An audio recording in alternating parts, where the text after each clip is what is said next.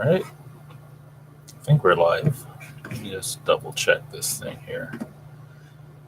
Let's see. Streaming resolution.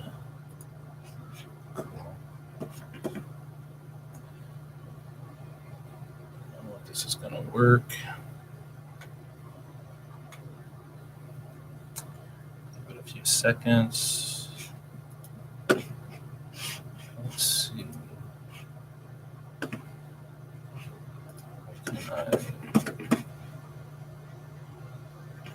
Test 1, 2, testing 1, 2, test 1, 2, sound preference, output level, test 1, 2, test 1, 2. Okay, that seems to be working. Just got to figure something out here. How's everybody doing? See, there's one person. Okay. Just doing a quick test on here. See if this thing is working. Randall, how's it going, Randall? I'm going pretty good. I'm at the studio at work today, so just thought I'd jump in for a little lunchtime chat and testing some of these features here in Google. One thing I don't know how to do with this streaming this way is sharing my screen or browser window. Must be a way to do that. Let's see, that's to share. I don't want to share that. Let's see. How's the audio? Can you hear the audio okay? And the video seems to be coming through, I'm assuming. That looks good. Looks good.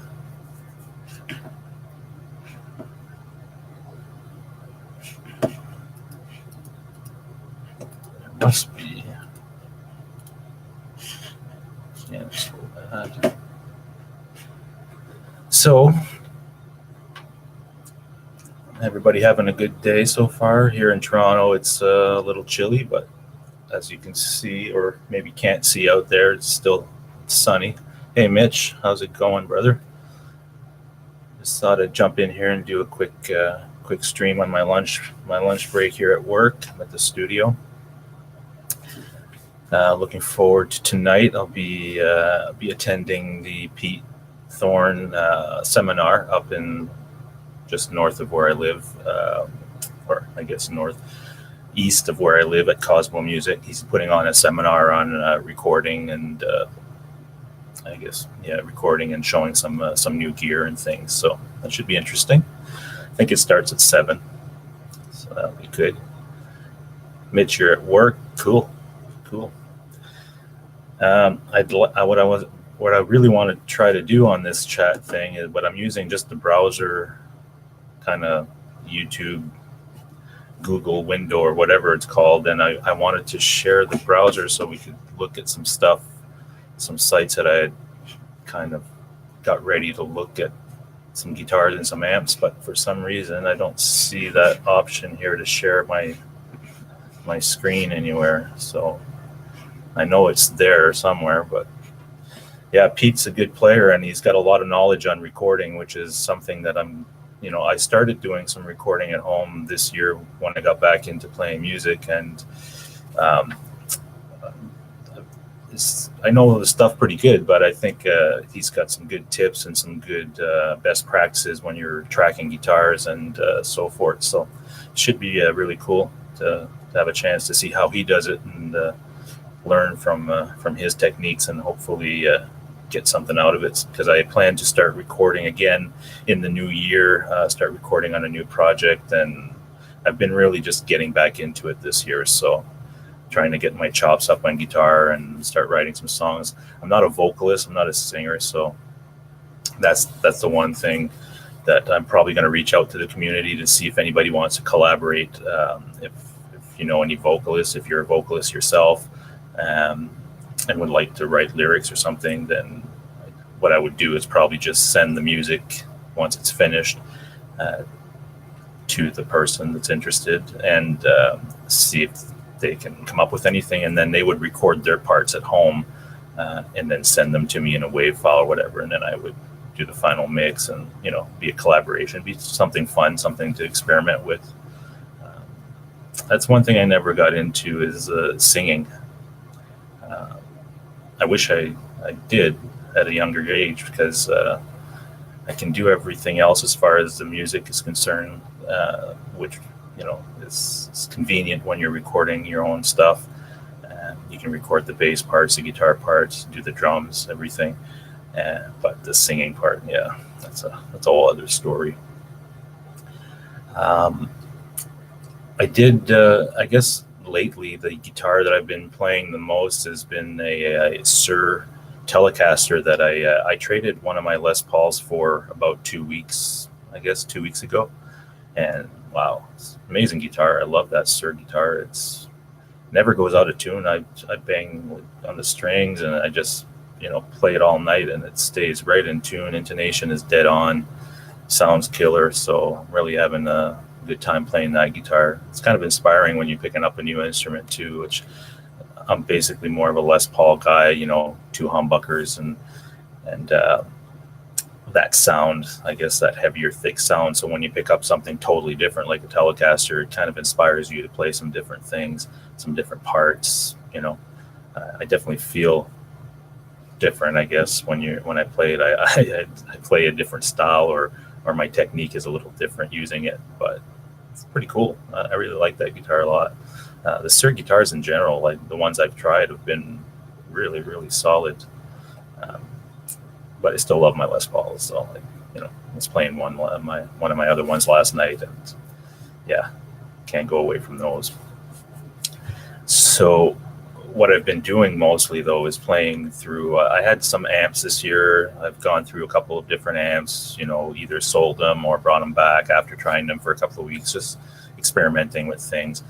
But right now, I've just got rid of all the amps and just use my Helix through my interface on my computer, and I can either go through headphones or through my monitors, and it sounds awesome. I've gotten some pretty good tips on how to actually program the Helix to get really, really solid sounds. The amp modeling on it is very good, and you can get it to where it acts like a real tube amp, where you can roll your volume and have it break up at certain points like a real amp would.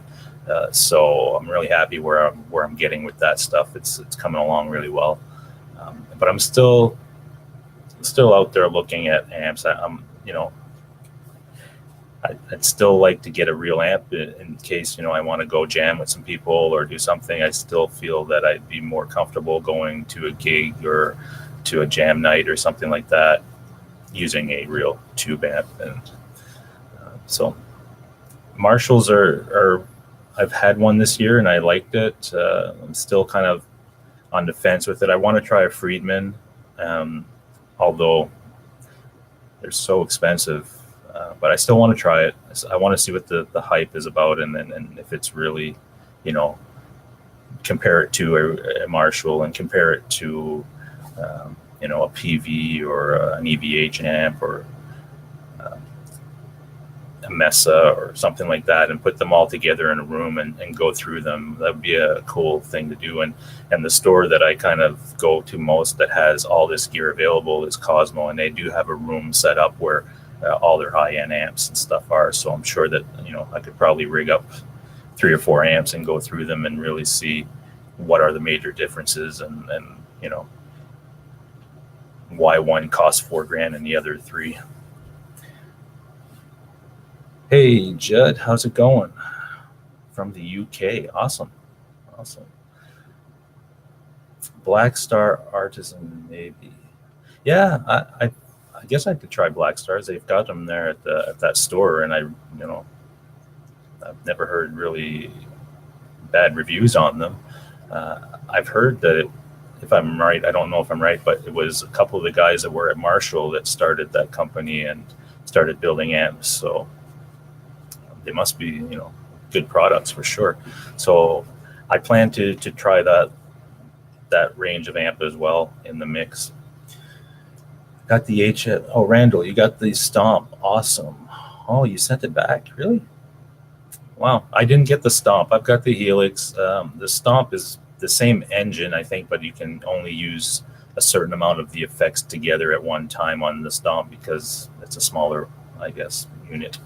Um, but it that whole Helix and modeling thing, it really takes a little bit of your time to go through it, to look at some of the real pros out there that are using it. There's a guy called Jason Sedite, I believe his name is, and he's really, really in depth with this stuff. And I've gone through his videos a lot and gotten some great tips and some best practices when setting up these models and these patches in my Helix. So, but when you get them to where they should be, they sound amazing. I'm telling you right now, I've got them to a point now, and it's taken me quite a while to get to that point. It's taken me a good 5 or 6 months, and even when I say 5 or 6 months, I haven't been constantly on it. I've been going through amps and then going back to the Helix, going back to the amp. So if I spent the whole month on the Helix or whatever, I'd probably would have got there sooner. But I was kind of mix and matching. So,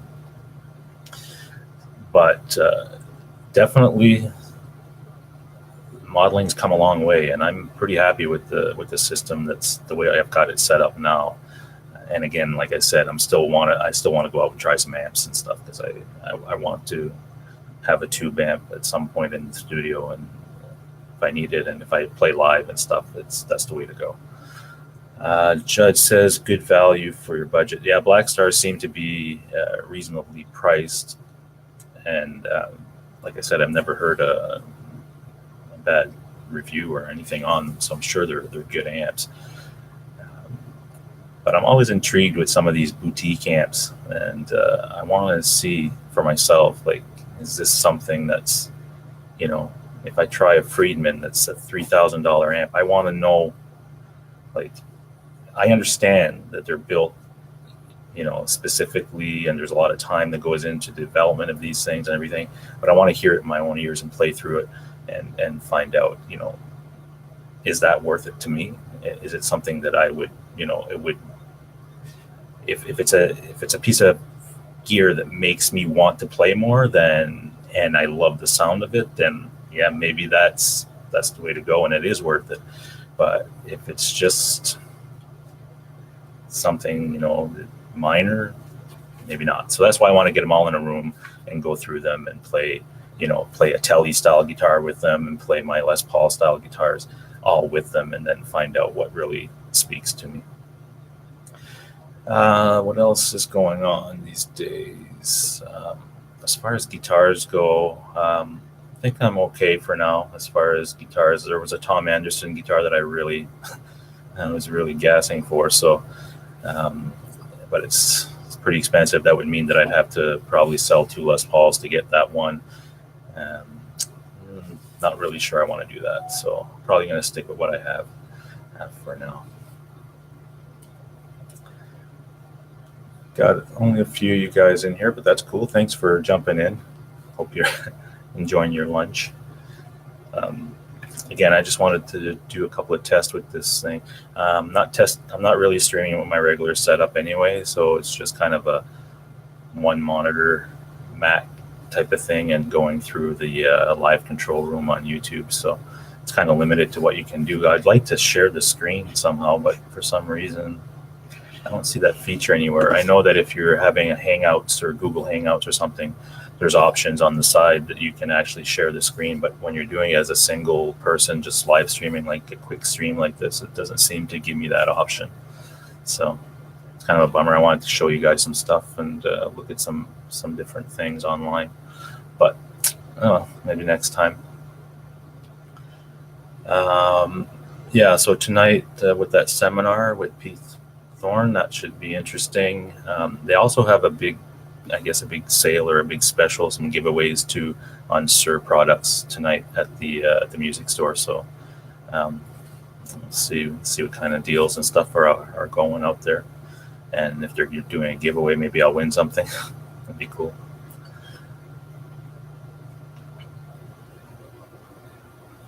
And as far as what else is there? Oh, video editing. I've gotten a lot of questions recently on from other YouTubers because that's what I do. I work in video. A lot of questions on cameras and video editing software and what to use and so forth. But if you have any questions for that, just send them my way.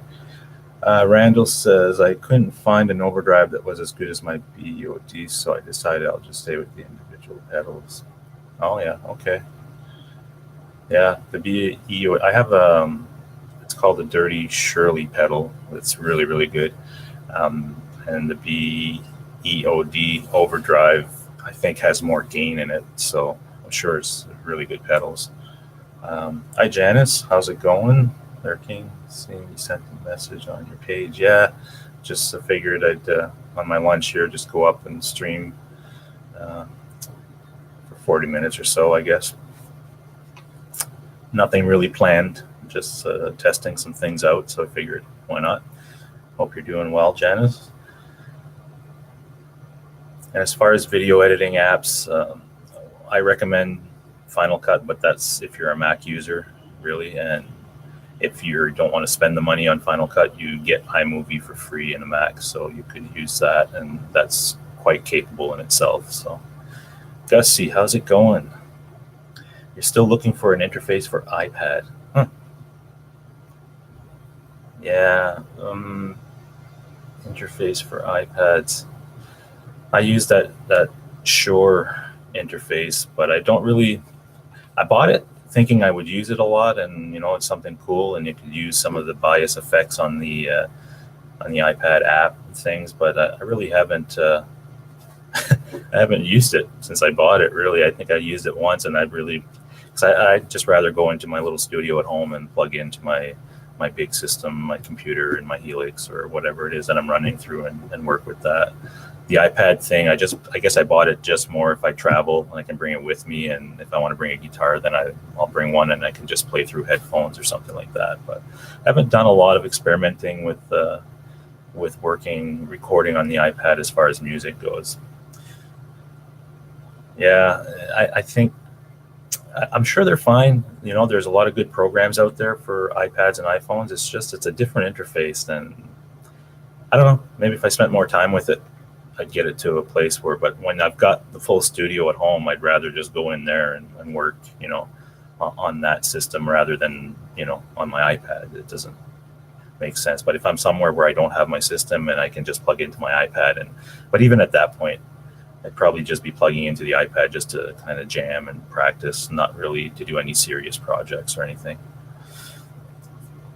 You talk to 6 people with 6 different. I know there's so many options out there. It's just a matter of trying something and seeing if it works. I think if you go to a store that has, a good return policy, it's just when you get into interfaces and stuff that are pretty much boxed and everything, when you open the box, and they might have some policies around returns when it comes to that. But try to find I think Long McQuaid does, and some of the other stores do. You buy the interface, take it home, and play with it. And if it does what you want, cool. If not, then bring it back and try something else if you need to.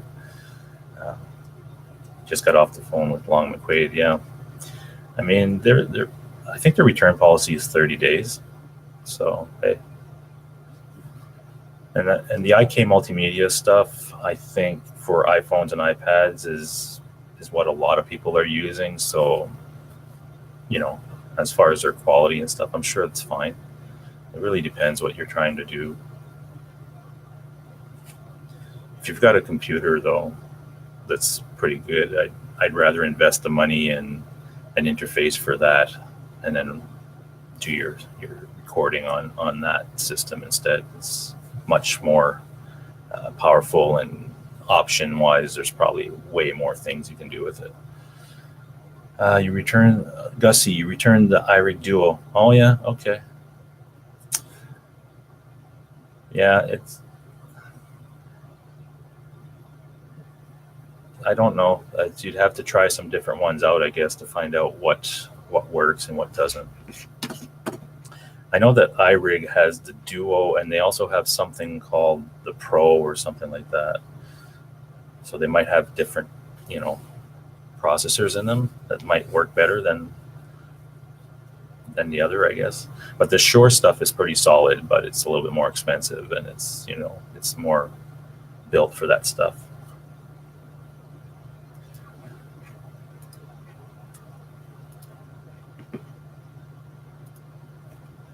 Other than that, I don't know. Yeah, sure. I think it's called the MV1, I believe. I'll have to look up. I have it at my home studio. If you want, I can send you a message with the model number, and I'm sure that Long McQuaid has them, and you can, you know, get one and try it. If you like it, then it'll work. MV1. Yeah, I think it's called the MV1. If I could share my screen here, we could actually go into their site, and I would be able to show you. But for some reason, I can't share my screen.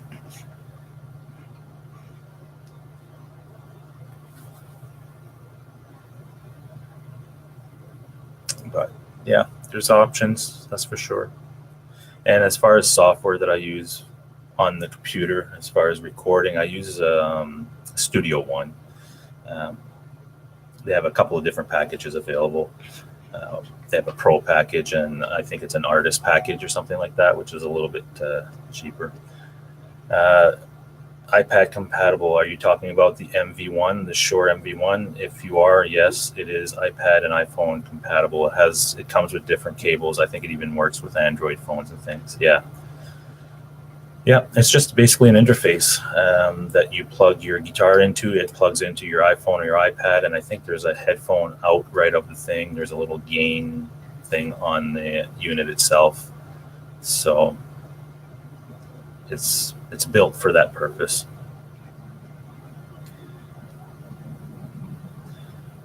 Yeah, Randall's saying tried Focusrite.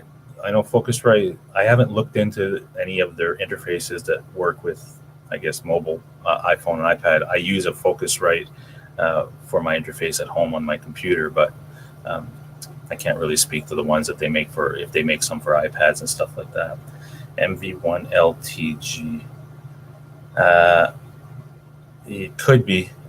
I think they only make that one model. It's like a little gray box, and it has some lights on the front of it. So if you see a picture of it, and you tried the Focusrite, it didn't work for you. I guess the other question is, when you're plugging in the interface into your iPad or iPhone, what software are you using? Like, are you going through a Bias FX or Amplitude or GarageBand, or what is it that you're doing with it? GarageBand, okay. And did it just not work, or did it sound bad? Like, what was going on with it that didn't work for you? Did GarageBand not see it and didn't recognize it? Because if that's the case, then could be another issue with how GarageBand settings are. If you could go to GarageBand and go to settings, there's probably some different options there that you're going to have to play with so that it sees your interface. And there's probably some settings for latency. I would think that you can kind of adjust so that when you play, it's in sync, and you're not hearing the dry signal. You're hearing the affected signal, if that's what you're wanting to hear. So, like I said, I haven't played with GarageBand too much on my iPad. And like when it first came out, I did, like, just kind of playing around, but so long ago, and since then I just stick with computer stuff. iRig didn't work immediately. Apple support was great after 2 days, would allow me to turn monitors on. Okay.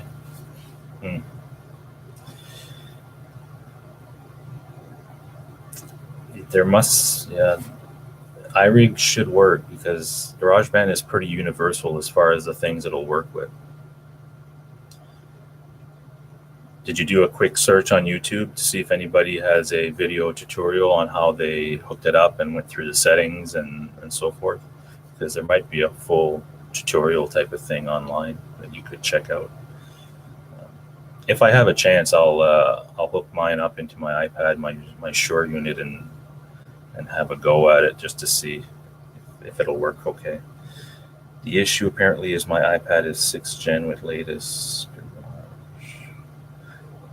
6th gen, is that, I don't even know what generation we're on now as far as iPads. I just released a new one a few weeks ago or whatever it was. So, but yeah, you should be fine.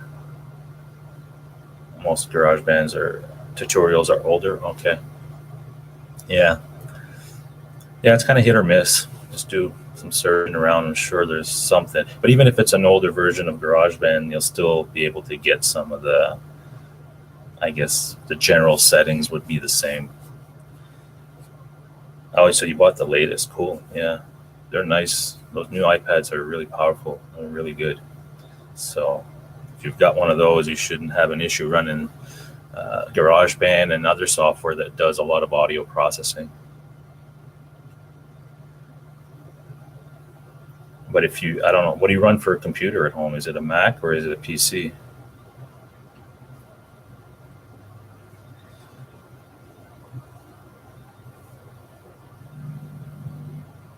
PC, okay.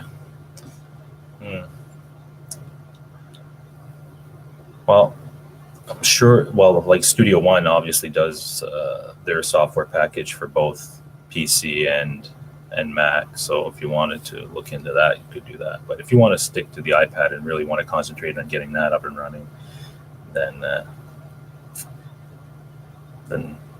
yeah, keep working towards that. I'm sure you'll get it.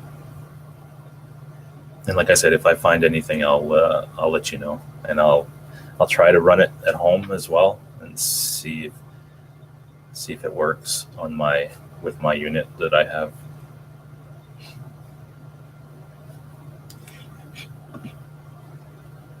Been enjoying some of the live streaming that we've been getting the last couple of weeks, so that's cool. I know that Guitar Hack and Ben and everybody's been putting out some good content, so that's really cool to see. My best option is probably abandon it. You don't have to abandon it, I guess. You could keep trying, but look at other resources, I guess. I'm sure you'll find something. Yeah, I was listening to the Tone Talk, I believe it was last night, the live stream with them, and they had Robert Keeley on, and Dave Friedman was obviously good. A lot of good information, and he's a really nice guy. I actually met him too when I went to the Cosmo thing. I met him, and really cool.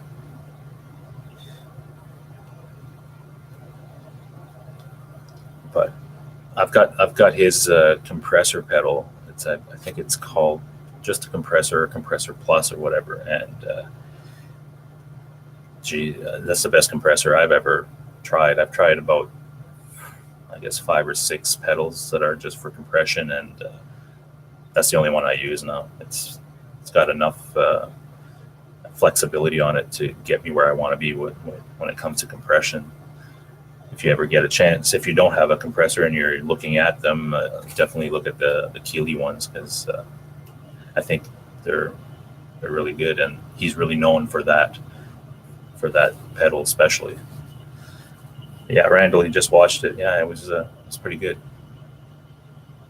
And I liked the Guitar Hack podcast too yesterday that I think Jason Wade was on. Always fun to listen to those guys.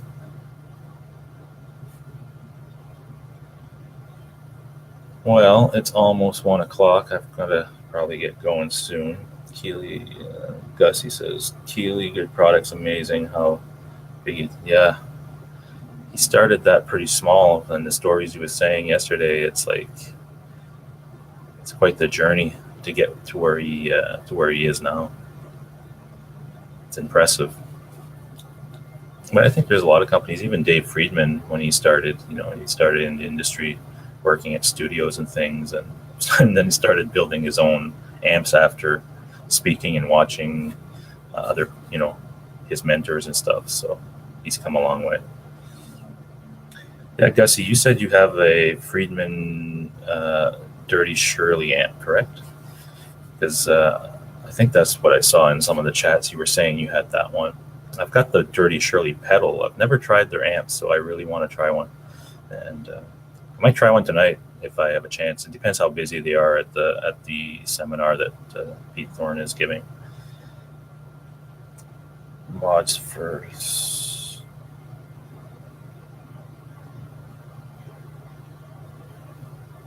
Randall, you say mods first. What's that mean? I'm not sure. Gussie has the Mini Shirley 20 watts, great for home use. The master volume is amazing. Cool.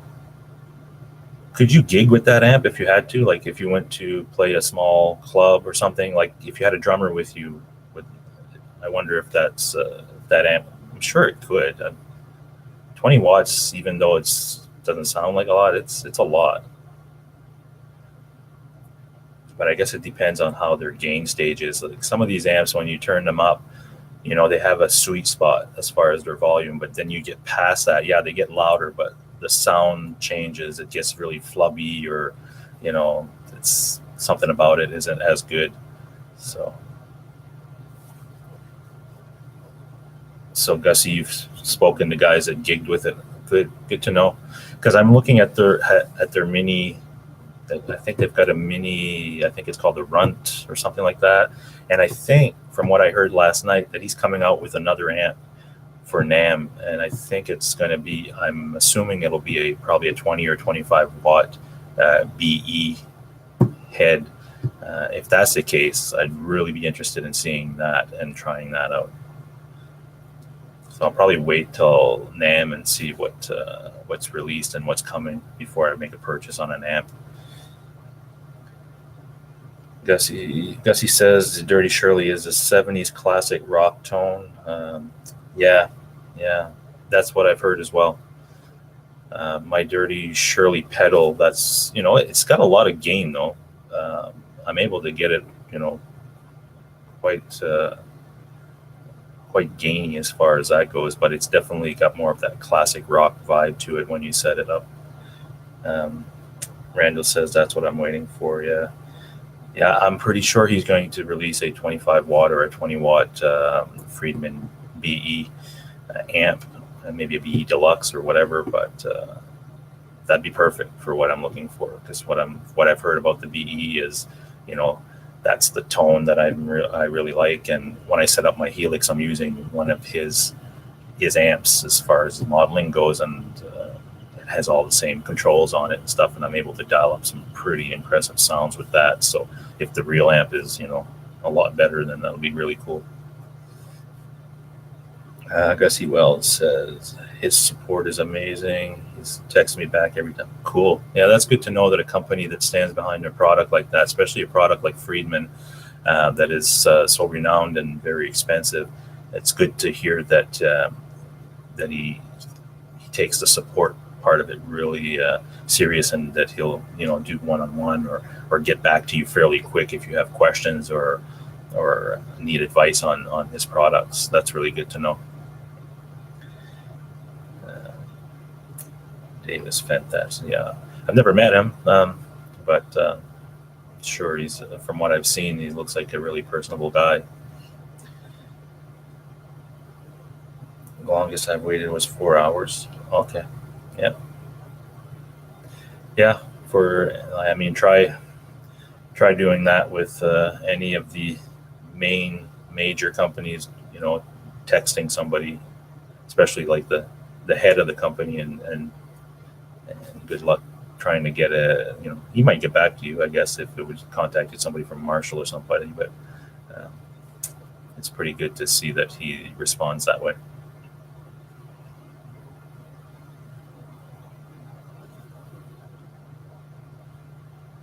Gussie says a busy guy, exactly, cares. But that's how some of these companies, they miss that part sometimes. It's that customer support, like just being very personable and accessible will take you far, because people will start to respect that. People will start to talk about that. People will look at your products and your company a lot more because of that. So definitely a good way to go, knowing what other corporate entities are out there, and how, once they make it to a certain stage, you're like, whatever, you don't matter as much as long as they keep making their bottom lines and their shareholders are happy. That's all they care about. Gussie Wells, IK Multimedia returned my email 4 days later. Yeah, you get that. I'm sure that some companies, either they're super busy or inundated with calls and stuff and they don't have the resources to handle them, or they're just, they don't take it as seriously as some other companies that have really good customer support do. But that's a main factor for me. If I can deal with a company that I get that sort of support and I get that feeling from, I'm going to stick with them and I'm going to promote them, and also, tell my friends and anybody that I speak to in the industry about them. So that, that pays huge dividends down the road. And Gussie says Apple support is amazing. Yeah, Apple's always been pretty good with their support. They stand behind their products, but they make good products, right? So they do a lot of R&D before they even send something out. So if something goes wrong, they're pretty on the ball about replacing it and getting something to you quick. Yeah, Gussie, check out that Shure interface. It's listed for $99. Well, that's pretty good. If it's listed for $99, I think I paid probably closer to $200 for mine when I bought it, and that was just a few months ago. So if you can get it for $99, definitely get it. And like I said, if it doesn't work for you, bring it back. Just keep the packaging together and just bring it back, and they'll give you your money back, I'm sure. But for $99, hey, that's pretty good for that interface. Like I said, I paid $200 plus for mine. And I haven't used it that much, which is kind of a shame, but I just plugged it in to see if it worked and jammed a few things with the bias effects software and said, okay, that's fine. And when I travel, I'll bring it with me. How's the sound on this thing, guys? Because I'm just going through the mic that's on the monitor here. So it's saying that it has a level and it seems to be working, but let me know. Cool. Good to know.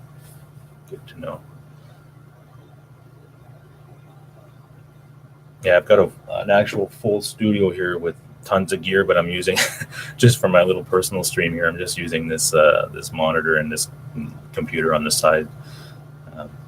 Cool. Yeah, because I don't know. I'd have to turn the whole monitor to show you the rest of the studio because Hey, David Ennis, how's it going? King Chris, stream is just about music in general, guitars. Thanks, Gussie. Glad you enjoy the videos. I have to do another one real soon. I'm trying to decide on what song to cover. Looking at a couple of different things right now as far as song choices. I think it's going to be a classic rock song, but done in my style as far as maybe a little heavier or something like that. But there's a few options there. And trying to come up with different concepts as far as how to shoot them and put them out there. As far as gear reviews and things, I've never really done those. I guess I could try a few because I've got some gear at home that I didn't really see a lot of reviews online, so I might tackle that down the road. Maybe do something on the Telecaster that I bought or traded for recently, the Classic T, the Sir guitar, which I'm really loving lately. Like I was saying earlier, I've been playing that guitar pretty much every night, and it doesn't go out of tune. It's, the intonation is dead on. The pickups sound amazing. The neck feels great. So really, really impressed with that guitar. I'm happy. I was kind of hesitant on doing that trade because I did trade a Les Paul semi-hollow guitar. It was a Nashville edition. It was an expensive guitar, and I was kind of on the fence about even trading it and stuff. But I still have 3 Les Pauls at home, and I wanted something different to put in the mix. And once I started writing the songs in January, I wanted to get different tones. So So I pulled the trigger on that trade, and I was hesitant, but I'm really happy I did because that guitar is really cool, really amazing guitar. Let's see. Gussie says, sorry, no, it's okay, Gussie. Any questions, any comments? Go ahead, man. It's all good. We're only a few people in here anyway, so a little group is always nice. I should do video tutorials on production. Yeah, that might be an ideal, showing how I put a video together, how to put different angles together.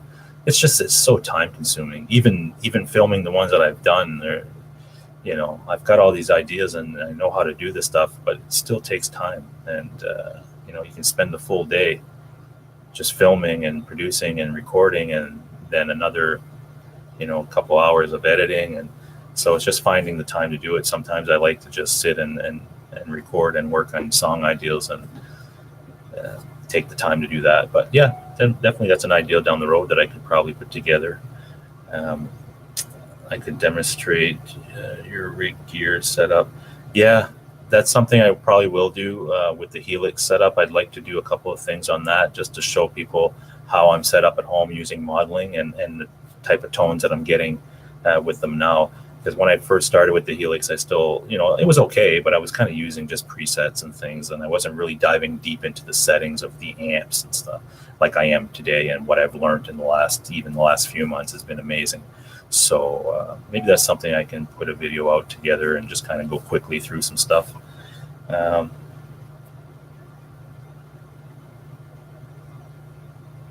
Other than that, yeah, there's different ideas that I have. I like, doing some discussion things with other YouTubers. The other thing that I mentioned when I first started the stream, there's only a few people in here, but I'm not a vocalist, but I'd like to collaborate with others online that are vocalists, and because I write all the music and everything for my own stuff, and if I can collaborate with a really a good singer or something that would mind doing something, then I can record the music, send it to them. They could record their parts at home and send me their parts, and I could mix it together, and we can do some songs. That'd be cool. Hey, Mr. BHB, how are you?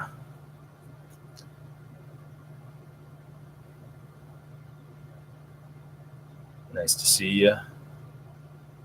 I'm just doing a quick lunchtime chat here, so figured test a few things out. I tried to do this thing using just the YouTube interface and the Google, browser, and I thought there'd be an option to share the browser where I could go through some websites and some products that I was looking at, but it doesn't give me that option for some reason. I know it does when we're doing a group chat, like Hangouts, but just doing a single like this, it doesn't seem to work. Unless I'm missing something, I'm going to have to investigate a little bit further, because I could do a screen share and show you some products that I'm looking at. Randall, how's it going? Let's see a few of you guys in there.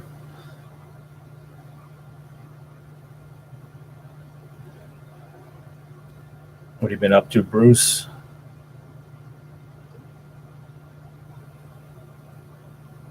Cool.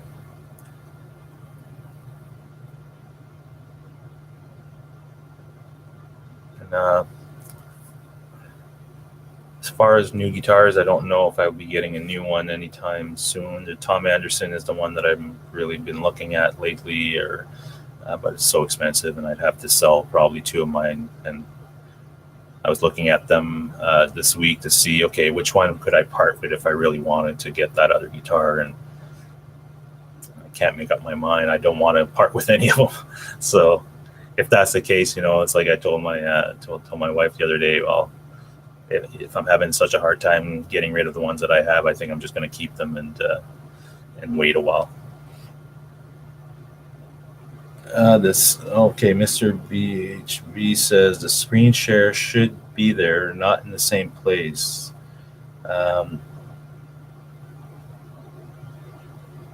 Yeah, okay, well, let me just look here. It doesn't give me anything other than down on the bottom of the screen. I have a mic thing, I have a share thing, And I have end stream button, and I see the chat on the one side here. And I see my icon up there, but I don't see anywhere where it says share. Let me do a pop-out chat here and see what happens. Okay. No, that just pops out the chat window. That's weird. You'd think it would be just a button that says share or something, but I don't know. I don't get it. I have to investigate a little further, but I'm just kind of experimenting with this setup because I'm at work and I'm just, I've got this computer on the side here that I can just quickly jump on and do a quick stream at lunch or something. It's kind of convenient. I don't have to, hook up my cameras and my other stuff. I got tons of gear here. I could do a CNN broadcast if I wanted to with the TriCaster and everything, but it's a whole other setup. So just for these types of things. But I thought for sure there'd be some way just using this interface to share like the browser. So, do a picture in picture, but I might just be missing it. Mr. B says your top right corner, click settings, top right corner. Yeah, I don't see a settings. There's no settings because it has the chat. Let me see. No. Weird. No, it's not showing me a settings thing. Let me restore that. Customize and controls Google. Update is available. Hold on. Yeah, that's fine. That's fine. Yep. I don't see it. So I guess I'll do a search once I'm done this again, and I'm sure I'm missing something. Maybe when I set it up, I didn't set it up properly. Oh, did you break? I guess the postal strike has delayed my items. Oh, yeah, I know that postal strike is really. I haven't ordered anything lately because of it, because I know it's going to be hit or miss. I got I had a pedal that went bad on me. Was the MXR carbon copy. For some reason, it just stopped working. The lights were on. It looked like it was on, but it was the effector or anything. Nothing was working. So I had to send it back to Sweetwater, and they were great. I mean, that's a great company. I love that company. It's too bad they're in the States, because being in Canada, they can only ship you certain items. There's certain things that they're not allowed to, and But I returned that pedal to them, and within a week they sent me a brand new one. There's no questions asked. It was and they called me on the phone, make sure I was happy. We were talking about customer support a little earlier, and that's a huge thing right there for a good example of a company that really goes above and beyond as far as customer support. Really great. And I plan to go down there next year when they have their event. They have an event, I think, in June or something like that, Gear Fest.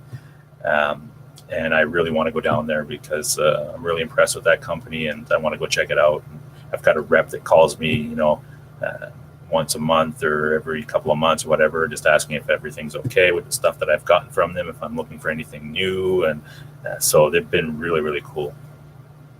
Good example of a company there that really takes their support, seriously. Let's see what else we got in the chat. Hey, BV Ninja, how's it going? Salut, ça va bien? I assume you're French because you say you seem to speak French on the chat, so that's cool.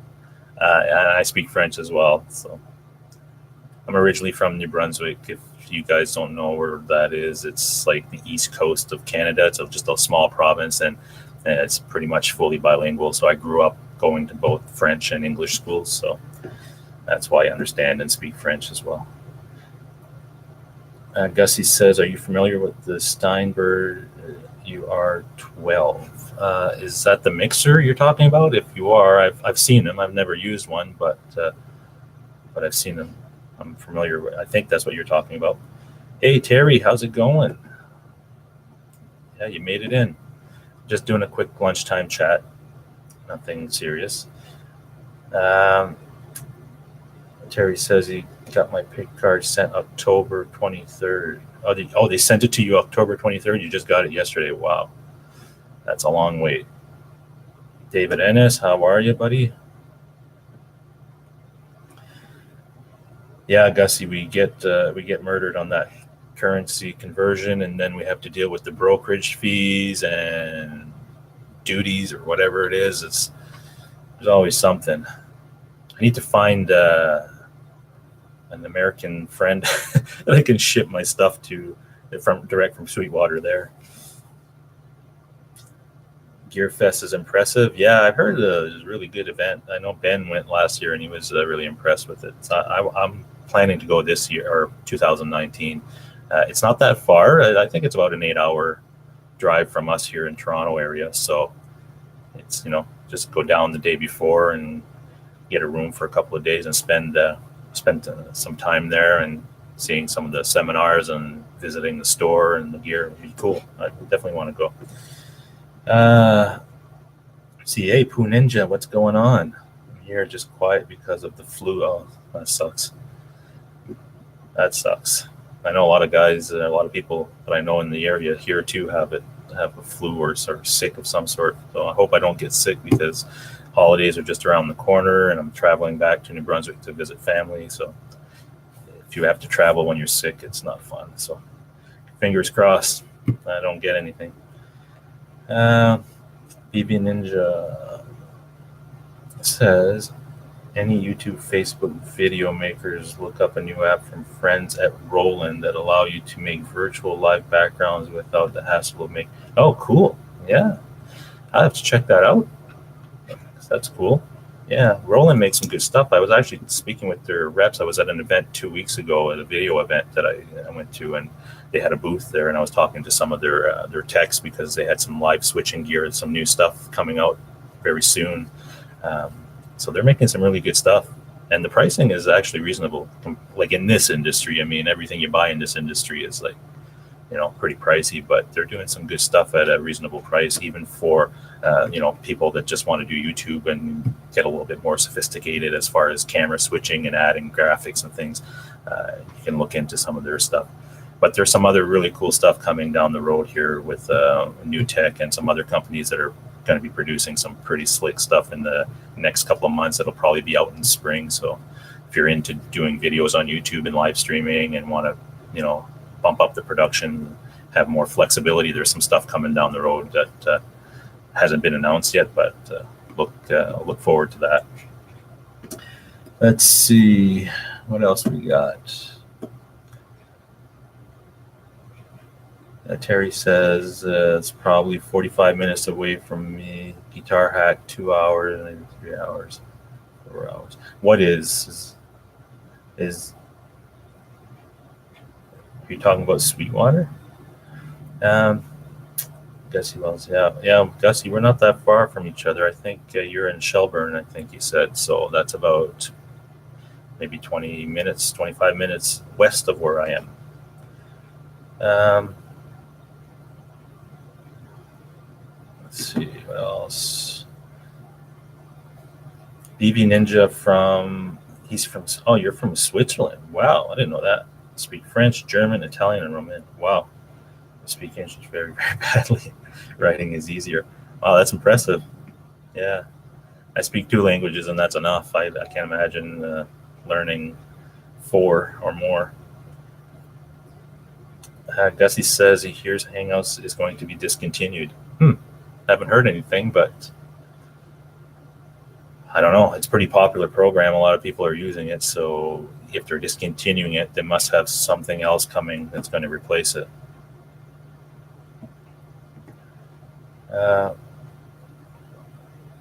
I was saying where I am in Ontario. Oh, okay. Gotcha, Terry. Yeah, you're located, I think you're north of where I am, if I'm not mistaken. Are you in the Aurelia area? I don't know why I say Aurelia. I thought I saw you at a music store or something. You'd live stream from that area, so I figured that you must be from around there. But I've been up there many times to Aurelia.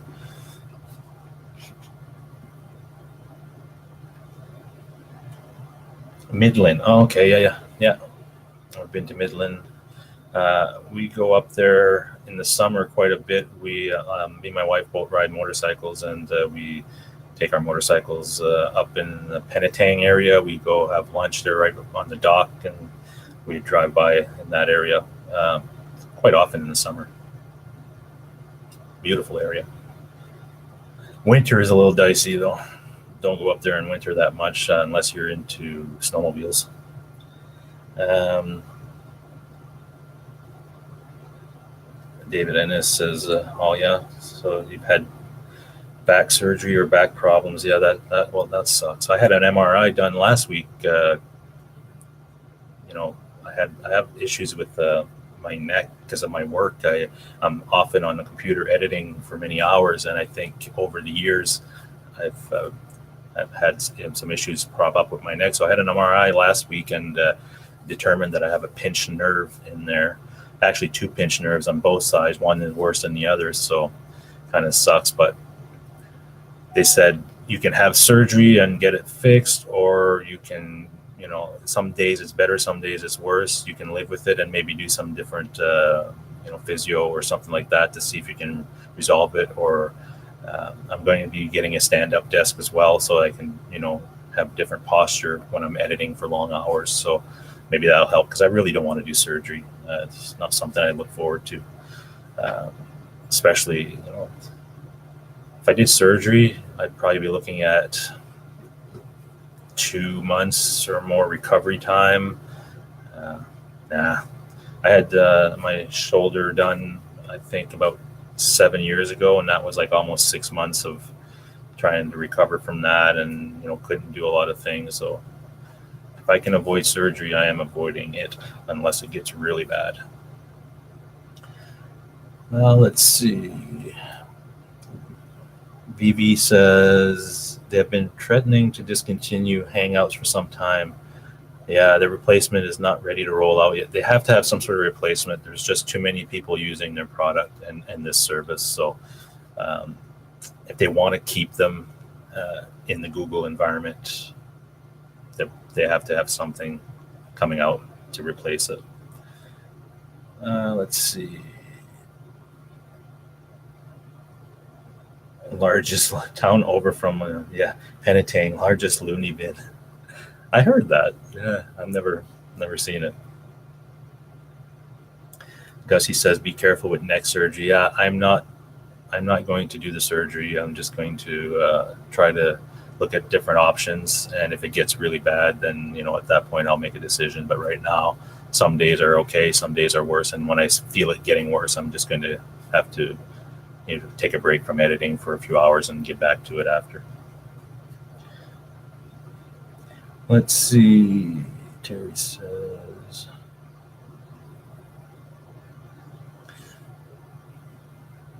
okay, Gussie played football, and now all those injuries have caught up. Yeah, as we get older, right, your body only has a certain amount of wear and tear it can take, and then it starts to give you some issues. Um, Something I've done this year, though, I had a lot of issues with joint pain and stuff. I used to race motorcycles, motocross, so I've had some injuries there. And like Gussie says, after a while, you can get those fixed when you're young, and then arthritis, things like that start to prop up. But funny enough, I changed my diet in July. I started a new diet. I was feeling kind of shitty and had some issues with my stomach and stuff. So I said, I'm going to try something different. Doctors wanted to give me this pill or whatever. And I said, no, I'm not doing that. So I changed my diet. I went on the Keto Diet, and wow, been doing that since July. I've lost 48 pounds since then. That's 5 months. And all these symptoms that I was having as far as my stomach, joint pains and arms, knees, and hips, things like that I was starting to creep up are all gone. Feel more energy throughout the day. Don't have to, I never have lunch. I maybe have a few nuts or something for lunch. I'm not hungry during the day. So that diet for me worked. I'm not a guy that's going to say to anybody that's looking for advice on diets or medical or whatever. I'm not an expert in that. I'm not saying you should do this diet, because I'm sure there are risks involved when you're doing this type of diet. But for me, it works, and that's all I can say when people ask me about it is, this is what I did and it worked for me. I would say to anybody that's looking to maybe has some health issues and wants to change up a little bit and see some improvement, try it for, I would say, a month. You have to stick with it at least a month. You really have to stick with it. And after that, you'll see how your body reacts to it and how things clear up or don't clear up. And then you can either go back to it or try something different. But that's what I did. I said, what's a month? I'm going to try it. And then after a month, it got easier and easier. And I started seeing huge improvements in some of the things that I was dealing with. And then the weight loss was like insane. Within 2 months, I had lost like 30 pounds. It was crazy. So I stuck with that. Let's see. Gussie, carnivore. Yeah, the carnivore diet it's a little bit more extreme than what a keto diet is. Keto diet, you still get vegetables. You're still able to get, certain things. At a carnivore diet, it's pretty specific. You're eating meat all the time. So I didn't go to that extreme. I didn't have to, but the keto diet was working for me, and that's what I'm sticking with now, moving forward. And I'm a guy that ate chocolate every day of my life that I can remember. I love chocolate, and I haven't had a piece of chocolate since July 8th. So if I can do that, I would say to anybody, anybody can do it. It's just a mind over matter. And after that, like I say, after that first month, your body is so adjusted to the change that it starts to not crave that stuff that you are addicted to. So it makes a big difference. Mr. Venus, yeah, thanks guys for the congrats. Gussie did the Atkins type and lost her. Yeah, I think the keto is very similar to the Atkins diet. So it's, I think there's some familiarities that are very, similar, I guess, but there are some differences. Because this diet is basically, you're eating you're not eating many carbs, you're not eating much sugar at all. You're eating more fat than anything, which goes against the grain of what you've been taught all your life. You're going to eat bacon every morning. Well, no, you can't do that. That's what we've been told, but it's not the bacon, it's everything else you're eating with the bacon, the bread and all this other stuff that's causing that reaction in your body that raises cholesterol and does a whole bunch of other stuff that you're not supposed to do. But if you take some of these items out and eat just the proteins and things, the good fats that your body needs for energy, it's really remarkable what happens. Let's see. Your genetics DNA start breaking down when you hit 40. It keeps replacing itself. Quad cells. Yeah. After 40, the body changes, which is why I wanted to make this change, because I'm going to be 50 next year. So I figured, I've got to do something, or at least try something and see what happens. And quite happy with this, and I'll stick with it. David Ennis, congrats. Yeah, thanks, man. Cost-wise, how does it compare to other diets? You know what? We thought it would be a lot more expensive when both me and my wife did this, and we started in July, and we thought, it's going to cost us more because we were buying steaks and, more meats, things like that. But honestly, it isn't more expensive because we're not buying all that other stuff like pops and chips and pasta and all this other stuff, juices and all this other stuff that we were buying along with some of the stuff that we're already eating now. We eliminated that. So if you put it all together and average it out in a month, what you were spending before you started this diet and when you're on this diet, and we eat less too, which is kind of weird because our body's adjusted so much that it has the energy it needs. And if you're not hungry, you're not eating. So I have dinner at night. I have like a piece of meat, whether it's steak or something with some broccoli, and that's it, like a normal serving, and then I'm good. I don't have to eat again until the next day in the morning, and I have a regular breakfast every day, which is 2 slices of bacon and 2 eggs, and that's all I eat. And then at lunch, like I have a little lunch bag here that I have some nuts, maybe a boiled egg in it if I really need it, and that's it.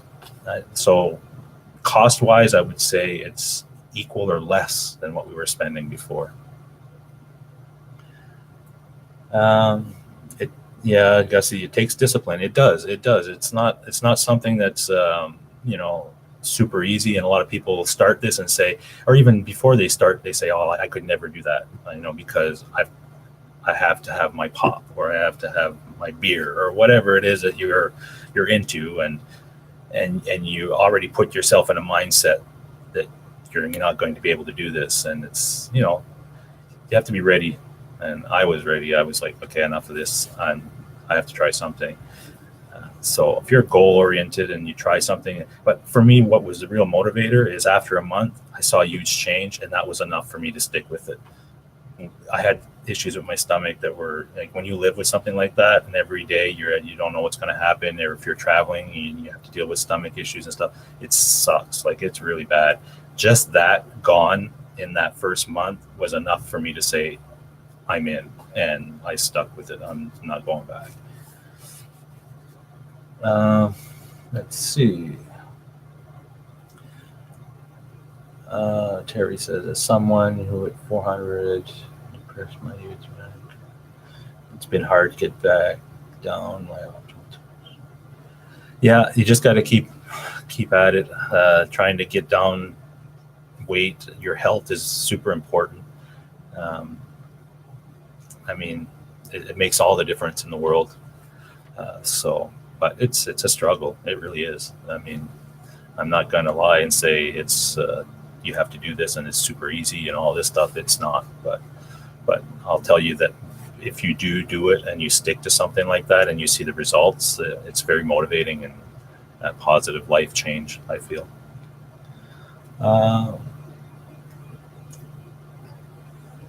Size, counting calories, Atkins.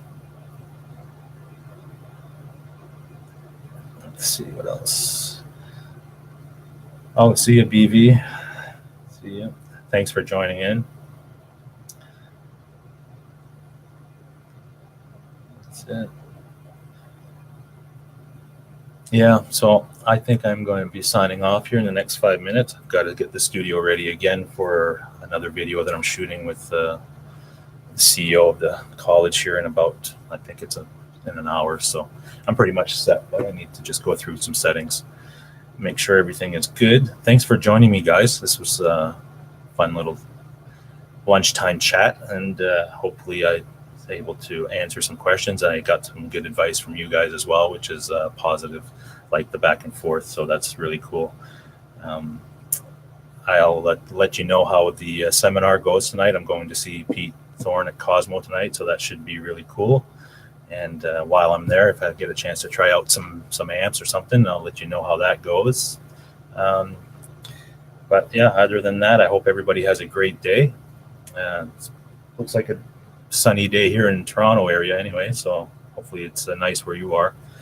And I'll see you guys in some of the other streams that are happening this week. I'm sure that we'll see some other good content being produced, and be good. So again, thanks for joining me, guys, and I will talk to you next time. Take care.